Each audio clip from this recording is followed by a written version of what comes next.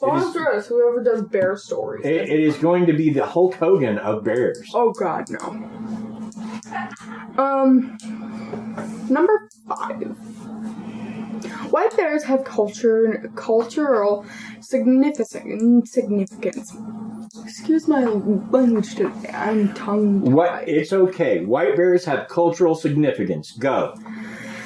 The most famous not black bears are part of the Kermode subspecies found in British Columbia. 10 to 25% of creatures in this subspecies have all white or cream-colored coat, which is surprising considering they are technically black bears. Beyond its fascinating beauty, the white Kermode bear also carries cultural significance to the First Nations, earning it the nickname of Spirit Bear. One story told by the Kitso, Kaisis, something like that. I would have to see it, Kristen.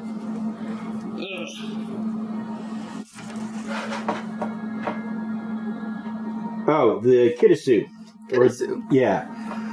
Also known as the Zai-Zais. Yeah, that's the other word. Kitasu or Zai-Zai.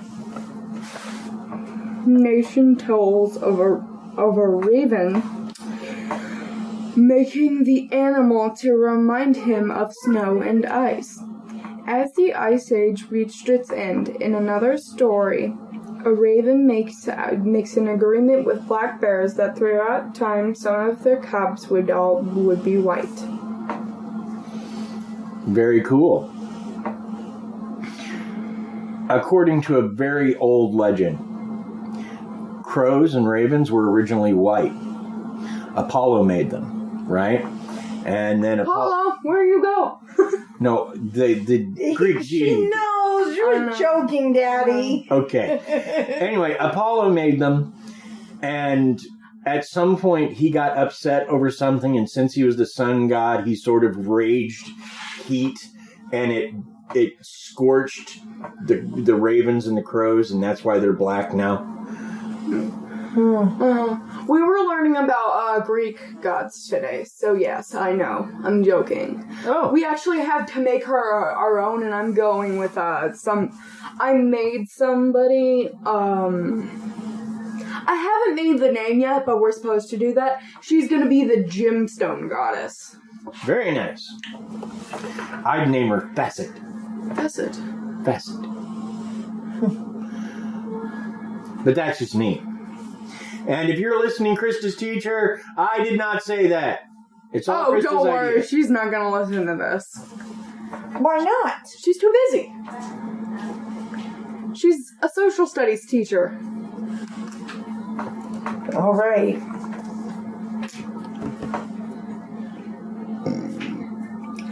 Okay. Social studies teachers generally study history, and the thing about history is it's already happened. This is how we learn stuff from that. Look at that. Look what are you doing? I'm not doing nothing. Yeah, you do. You're writing something on your hand. No, he's drawing a face. He's drawing a face on his hand. Exactly. I know. I've done it before. Why are you mad at me? Tell me your facts. Fact me. I think that was the +1. Yes. I'm trying to get my +1 out, but y'all keep talking. I wasn't saying nothing until you accused me of writing on myself. You You're are. writing on yourself. You're drawing on yourself. It's not an accusation if it's an actual truth. No. I was not writing on myself. I was drawing on myself. Exactly. There is a difference. Not that much of a difference. You're drawing like a picture. Okay, you were saying, Crystalline. Yeah, I was. Panda babies are shockingly small. Panda cubs are famous for their cuteness, but there is something more special about them.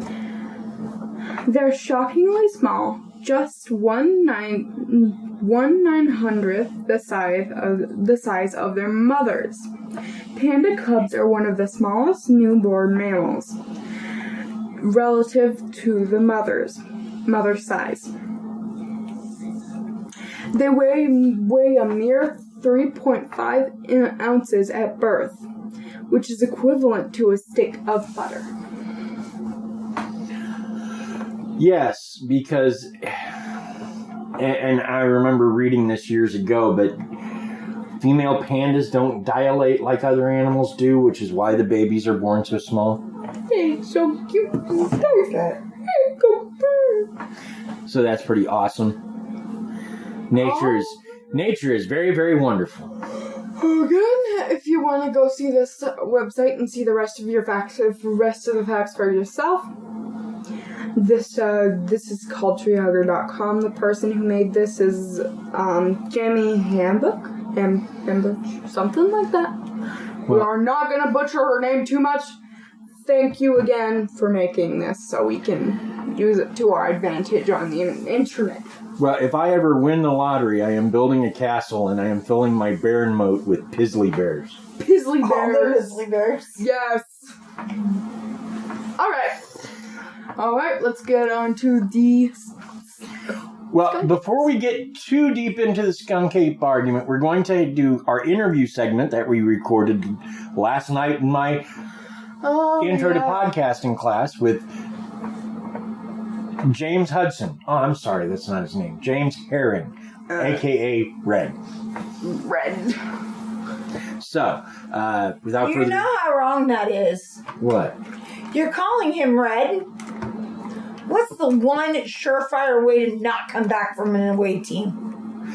That is true, and he is a member of Starfleet. But I don't think that applies to the next generation, because Picard wore red. That. You're gonna curse him. That's true. So you might be all right, but is he part of the next generation? I'm not sure. He was from the 70s, so I don't think so. I don't know, but I think everybody's next generation now. I honestly do. But yeah, you never know. It's possible. All right, so let's have that interview. Right. So without further ado, the interview. And here we are with our special guest, James Hudson of Alpha Flight. Okay, not actually James Hudson of Alpha Flight. You're right, it's James Herring. Yes, James Red Pickled Herring. Yep, of Starfleet. Of Starfleet, not Alpha Flight. No, I'm not Canadian. No, not nearly Canadian enough to be vindicator. Well, how about you? I'm boot pretty good. So Laura is here as well, along with our Krysta. Hi, everybody. So we're here to discuss with James, who is actually a student in my introduction to podcasting class, which, as he will tell you, has been horrible, and he's hated every moment. Well, not every moment. Just most of them, like the rest of us. Just the ones involving me. Anyway, so James, this is your basic podcast recording session. Uh-huh. So speak up, because I don't have my exterior mic on. Okay, I don't know. I'm kind of quiet, so I don't know if anybody can hear me, so yes. Very cool. You probably could there. Now, as I've told you, our episode this week is on the Skunk Ape, the Florida Bigfoot, as it's sometimes Seminole Indians referred to it as the Esti Capcaki, which roughly translates to giant man-eater. Unless you pronounced it wrong, and then it could be miniature schnauzer. And I did probably pronounce it wrong. I am horrible with languages that aren't English. Language. You're not too good with the language. It is English either. But I'm bummed. Oh, wow, okay. Now, We're just all roasting Dad now? It's okay, Dad. I thought that's what this was. Not all the time. Oh. We can be nice. No, I forgot the marshmallows. So, now, something about James is he's starting his own podcast, which will be about Kemper, not the old auditorium in Kansas City. Kemper Military School and College in Boonville, Missouri. And Starfleet, which he is a member of the actual Starfleet fan organization, which, according to Guinness World Records, is the largest fan organization in the world. Yep, we started in 1974. We are Starfleet International, the official Star Trek fan club, sfi.org. Yes, I have to make a plug, so there. Plug away. I have my friend on a fair amount, and he's an author. So whenever he has something he's got to push, he comes on our show. Yeah, but no, and I'm glad to be here. Like I said, I take this because I wanted to start my own to do a little bit of everything. And hopefully I will put what I have learned at the Obi-Wan here. And for those of you who don't know, yes, he is green. So I can't wait to put it into practice. Very nice. Well, you also have a background in cryptids. Cryptids, supernatural, you name it. But yes, in fact, when I was 12, which was about 72, 73, I had a farm in mid-Missouri, 720 acres. I was a 12-year-old kid with a .22 rifle out hunting, and I saw something coming toward me, and I started shooting. At the time, probably not the smartest thing to do, but it was big and coming toward me, so I ran, reloaded, looked up, and this thing had moved very fast. I decided it was time to go home, went home, told my parents, and of course, they pat me on the head and said, "Sure, that's what you saw." And that was Momo. That was Momo, the Missouri. Yeah, and I only saw him once. I heard the crashing through there, but after that, I've never seen him again. Like I said, I was not smart at the time. I was a stupid kid. But as I did more research, Momo is what they call Bigfoot sightings here in Missouri. And I actually, many years later, someone confirmed it, saying there were sightings at that particular time. Of course, both my parents were dead, so I couldn't go, see, I was right. But there were a few sightings around mid-Missouri at that time, but I didn't know it until many years later. Now, we have not covered Momo. It is one of the few local stories we haven't covered just because, weirdly, there's not a lot of information about it online. And while I could buy one of the many books about it, actually, I think there's 3 or 4 last time I looked, what I've read of them seems very generic. Not so much generic, but just out to prove a point. And what I prefer in my research is something a little more balanced, that maybe it could be, maybe it couldn't be, so I can take the evidence and make up my own mind. Well, with everything that's happened, and like I said, this has been 40 years ago, and maybe because of the lack of any credible witnesses, perhaps they are seasonal like anything else, and they moved, and because Missouri, which is different than some of the other ones, isn't as wild as it once was, there's not a whole abundance of forests and everything else, civilization's encroaching, they either went north, south, east, west to remain unseen. At least that would be a good theory, but I don't know. See, my theory is slightly different, but it's based off of like the things we've learned when we looked into Missing 411 and Stairs in the Woods and some other urban legends, cryptids. Did I say something about the Stairs in the Woods to you? Yes, you did. Yes, you did. I forgot about that. But just paranormal things of all kinds. I have come to believe that reality has layers to it. Yep. That most of the time we live on one layer, but there's layers above ours, and things occasionally come down. That's the best way I can describe it. Because wouldn't that be more like layers or dimensions, if you will? Because that's sounding what you're like, kind of like you said, the 411, where it's possible to slip into another dimension. Maybe the same thing happened there.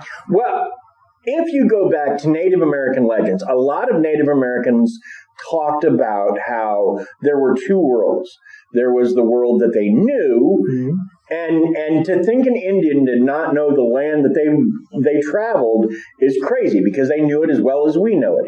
Just like you know, if you go down here is the corner store, if you go down there is the Kmart or whatever, they knew the big tree. If you go down to the big tree, that's where you can hunt the buffalo. And if you go down by the river, that's where you can hunt the fish. And they knew how to get there, and they knew the landmarks every step of the way.